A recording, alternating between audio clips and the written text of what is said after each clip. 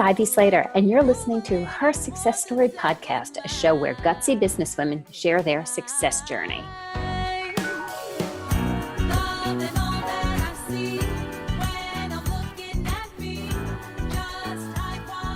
Hi, it's Ivy Slater. Welcome to today's episode of Her Success Story.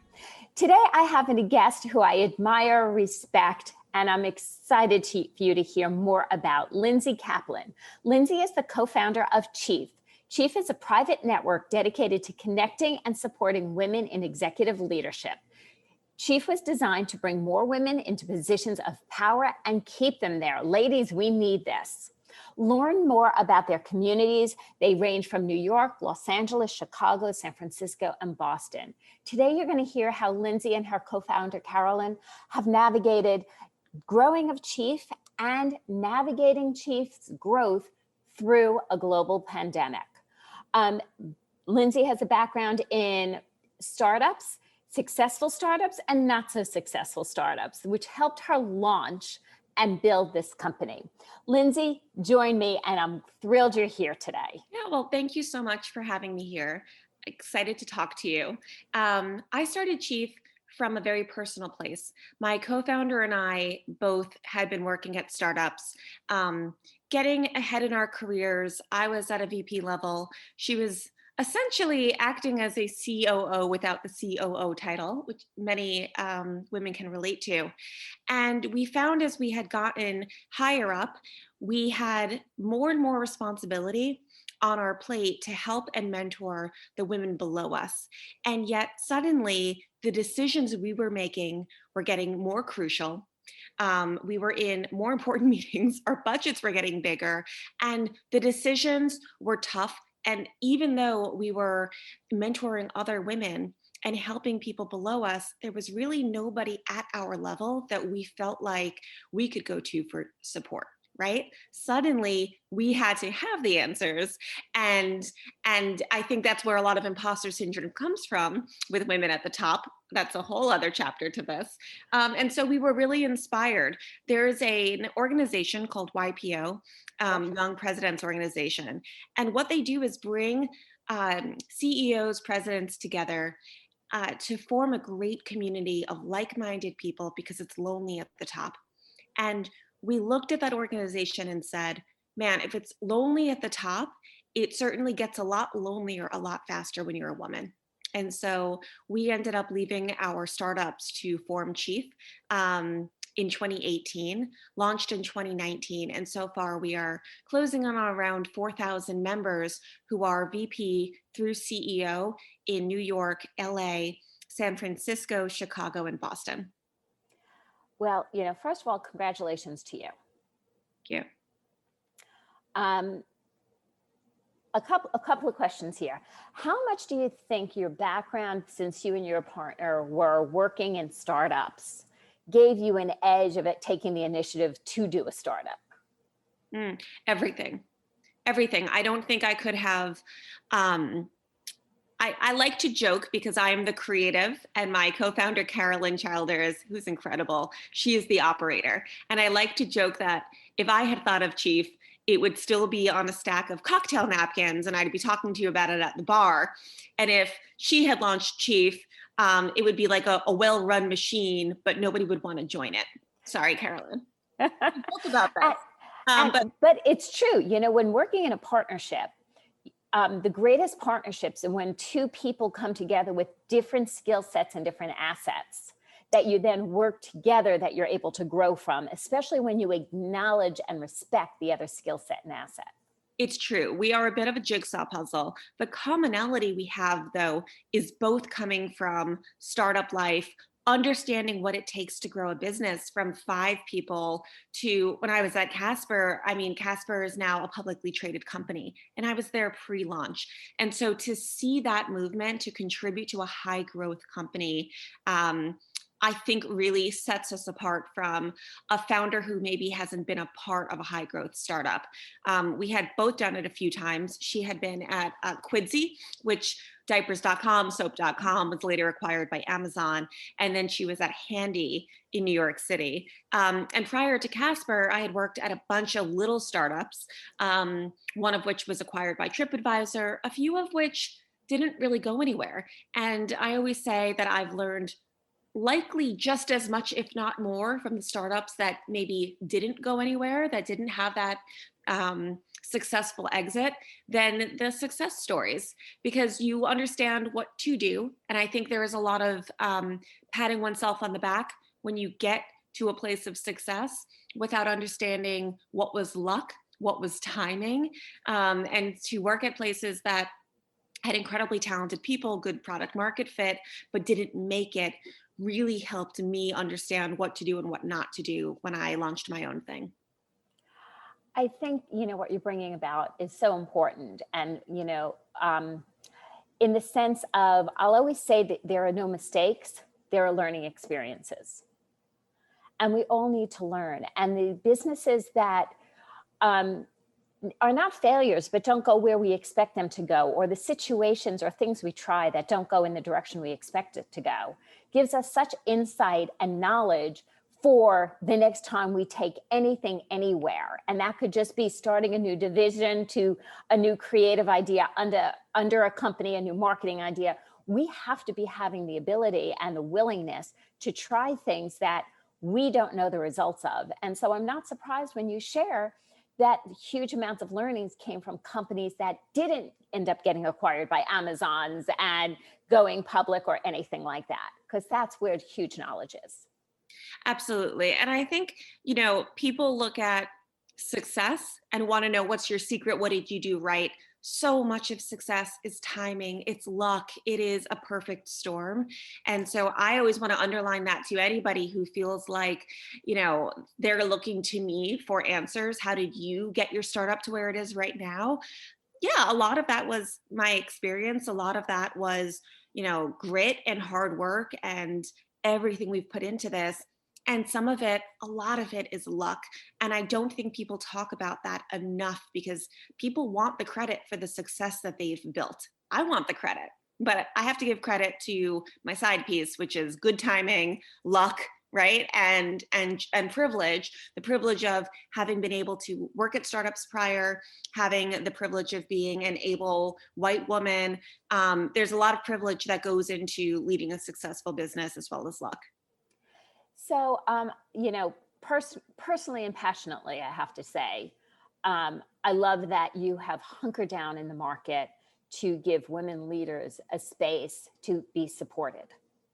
That has been a passion of mine, not from the exterior, but from spending 20 years in a male-dominated industry. And also, I felt when you were saying, yeah, so we were mentoring these other people, but who was there for us? Exactly. And, I know back in my day, the only person there for me is I would go home and look in the mirror and mentor myself, based on my own drive.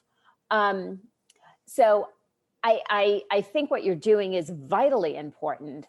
How did you, I have a plethora of questions here. When you started, okay, how did you start reaching these women? What was your go-to strategy to say, hey, we're here for you, come join us? So what's funny was when we were pitching VCs, they were like, okay, well, I'm sure you ladies have hundreds of friends. What happens after you exhaust your list of all of your connections? And we looked at each other and we were like, yeah, we don't have that many friends. Like, we're going to actually have a real acquisition strategy. This is not like Lindsay and Carolyn's Buddy Buddy Girls Club. The legitimate answer, after we did email our 15 friends, was cold emails. We emailed women who we respected in the industry, who we thought were in different industries, I should say. We went across retail, digital, banking, finance, pharma, every industry, because we believe in cognitive diversity and the cross-pollination of power. And so we reached out to these incredible people we had never met, sent them an email. And day one, we had our first customer. We saw it hit the bank, and it was the chief customer officer of a Fortune 50 company that we had cold emailed and just paid on the spot. And we looked at each other, my co-founder and I, and we were like, I think we're onto something. And so to this day, we are still reaching out, emailing, doing due diligence, and trying to find women who we think would make amazing chiefs. We also have a big wait list. So we have 8,000 women on our wait list across the country who would like to join Cheif. But it doesn't stop us from continuing to go and reach out and ensure that we are actively sharing what we're building with people who we think would be an incredible part of our community. So then, okay, so you have a waiting list of 8,000. How do you then start culling through this in this day? And so interesting. So you have this wait list of 8,000. Where do you start making the decisions and saying, you know, who fits with where? And it's, you know, and again, I sound hesitant because one of the questions we're going to get into next after this one is, wow, how did you pivot this in 2020? Like, what was the impact? I happen to know, because I'm familiar with your organization, that you had permanent locations. Mm-hmm. So you had to first take your 4,000 members and adjust them to a new COVID world. And now you have a wait list of 8,000. As leaders, how do you and Carolyn navigate this? So to answer your first question around how we cull through that wait list, the most important service that we offer our members, we call Core Group. And again, this is modeled off of YPO. They call it Forum. They bring 10 members together. They usually do an all-day session. They go through training, so somebody becomes the de facto leader. What we do, and our version of that, we call Core. So we bring 10 to 12 members together based off of their life stage, their experience level, where they are, their family makeup, where they are in their career, strength, length, all of that, to build a 10 to 12 person group that meets once a month with a trained executive coach as facilitator. And so that group and the making of that group is really what drives us through that wait list, which our growth team is part sales, part admissions, right? Because we're really trying to understand, as we interview women, as we go through their resumes, how do they fit into these groups, and how do we make sure that they can be a part of something that is contributing to that group's dynamics, contributing to the support, contributing to the that cross section of unpacking experiences and really providing one another with peer mentorship. And so that core group used to meet in person. And to answer your second question, what we did when the pandemic happened was immediately flip the switch and go completely virtual. And so it wasn't just our core groups. We also have workshops, we have events, we have networking. We do have a space, and we talk so much prior to the pandemic that the space for us was never the reason to join Cheif. That if you were joining Cheif because you thought that our furniture was cool and you wanted to hang out, that was probably not going to be the right answer to get in. We are a community that happened to have a space. The space allowed the community to get together. So as we went through this massive sea change from in-person to digital, our core groups are now on Zoom. We have, I think our events team have mastered the art of these incredible conferences that take place online. So now we have an incredible list of speakers, workshops, everything's online. We launched an app over the summer. So the app allows everybody to connect with one another. We have pretty robust message boards. We have a hiring board to make sure that we're not just looking out for one another, but for people on our teams, as we're both hiring and trying to, help people, our loved ones, our friends, our colleagues get jobs.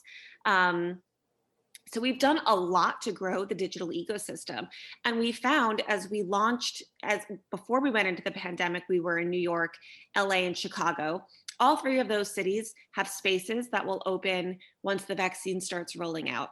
But we've also launched in Boston and San Francisco, and we've told those communities, we don't have a space, and I'm not sure we will have a space. So right now you're signing up for the same price, the cost of admission to Cheif, and it's a digital experience. You are welcome to use the spaces in New York, Chicago, LA when you're traveling, but your community and everything that you're getting from the Cheif experience will basically be online. And Boston growing, San Francisco is growing like wildfire because women really want this.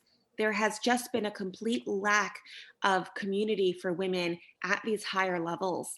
And anytime that I have joined something where I have been more senior in my career, again, I became that de facto mentor, or I got put into something so narrow, like startup marketing. Great. I know all the startup marketing ladies. They're wonderful. I need more support. I need to get out of my own way and really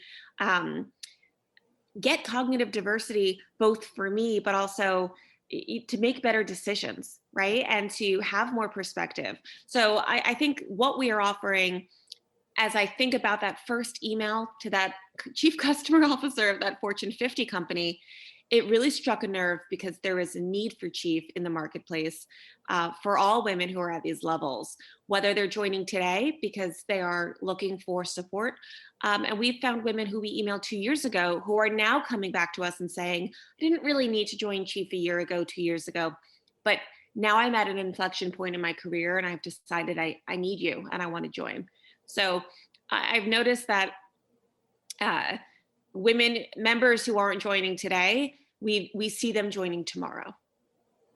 So tell me, in growing any business, there's always challenges and obstacles on the professional side, on the personal side, and it goes without saying with the pandemic. What obstacles and what challenges have you guys navigated that you've could share that have been some of your learning experiences that we all grow from these? I mean, personally, I am home with a kindergartner, a baby. I went straight from my parental leave right into the pandemic. And I had a challenging pregnancy. So I was home before I even had the kid, which means I have been home for, oh my gosh, well over a year on my butt between being pregnant, leave, and then the pandemic. And so the challenge I found personally, which is dealing with these kids, has bled into my professional challenges of I have spent more time away from my co-founder than I have spent with her, right?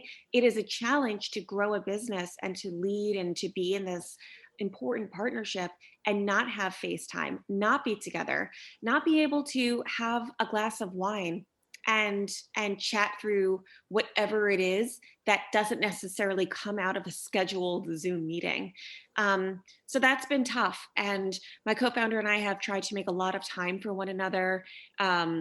We have found that we are both night owls. So we often have great conversations over a glass of wine at 10, 11 at night when we have a little bit of brain space to get together and take off that Zoom persona and just get on our phones and hash things out. So that's been one challenge we've overcome. I would say another is just hiring during this process. Let's talk about that a little bit, because that has been, in the many people I speak to daily, one of the things is hiring and onboarding while people are working remotely. Yeah, it's challenging. I think at a high growth startup, hiring is one of the most important functions that a founder can do. And we forget how important onboarding is, right? We spend all of this time looking for these perfect people. And then very often at startups, they're kind of thrown to the wolves. Like, here's your Slack, here's your email, here's your job description, see you in a meeting. And so we have been really, I don't know if we've done a great job, honestly, but we are aware of how important onboarding is, and really trying to figure out the best way to incorporate our culture, our core values, learning about how the organization works into new team members first 30, 60 days. I think that is so true and it makes so much sense. What tips, thoughts do you have for other women out there who have that cocktail napkin idea? And I will say, you know, honest to God, in the years that I've run businesses, some of my greatest business plans have been written on cocktail napkins. You know, I did a blog on it, and I don't know if the years seem to blur last year, the year before, because there's just this open, expansive space. The other times business ideas, you know, and business plans come to me is when I take a break, when I go away for a week and take a vacation, because I stop and my mind expands. What for other leaders growing, scaling, what are some of the tips that you could share? So my first tip, as so many of us have these cocktail napkins ideas, is to really partner with people that round out your skills. It's a core reason we launched Cheif, which is to find people who are around you, who are bringing different perspectives, different knowledge, different skills to the table. My co-founder is my other half, right? And so there are not a lot of unicorns out there. Some of us could be the whole, you know, there are people out there that are half operator, half creative, half saleswoman, half finance. That's a lot of halves. So now we're at 400% person. They don't exist. And so understand, what is your superpower? What's your passion that you want to spend your day focused on? And how can you partner with one or two people that round out what you do so you can focus on what you do best? I love that. So look for the areas that are your strengths, identify them, identify the areas that are not your strengths.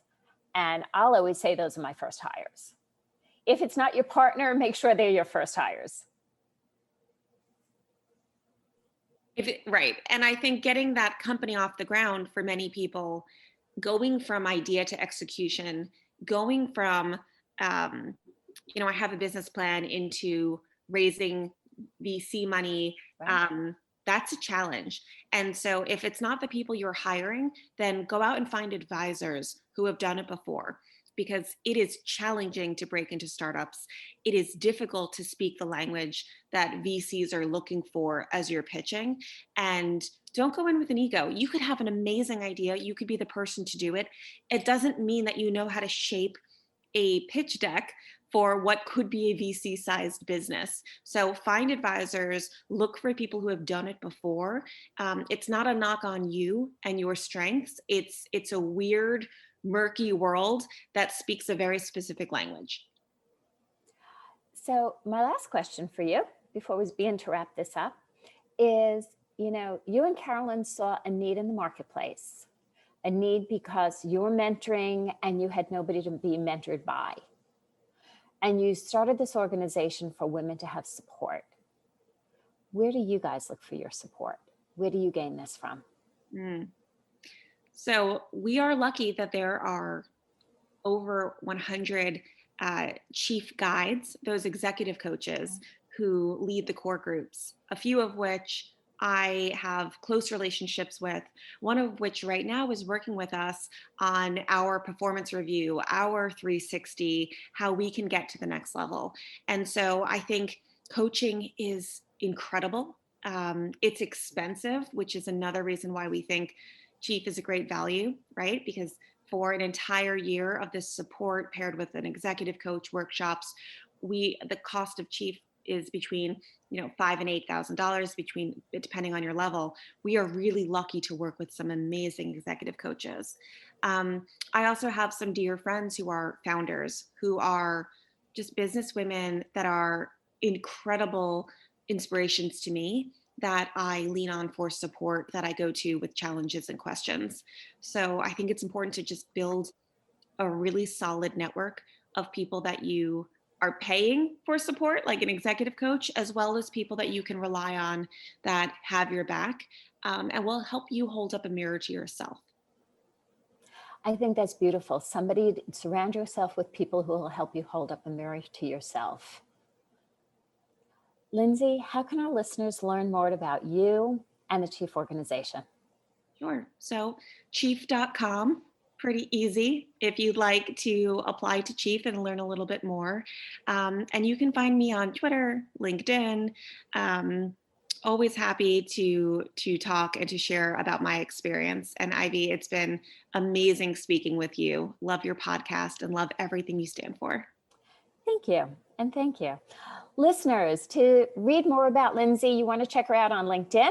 You definitely want to go to Cheif.com, find out about organizations that are there to support all of us. Cheif is one of the exceptional ones, and there's a variety of them out there. It's for great people to reach out and gather great support around us, and that's how we grow great organizations. Thanks for joining me here today. Remember to hit subscribe before you leave. We come into your inbox with great new episodes every Monday morning, as well as leave us a little note. What was the biggest takeaway from today's episode that reached out, that impacted you? And being the coach I am, what are you going to do about it? Thanks for joining me. See you next time on Her Success Story.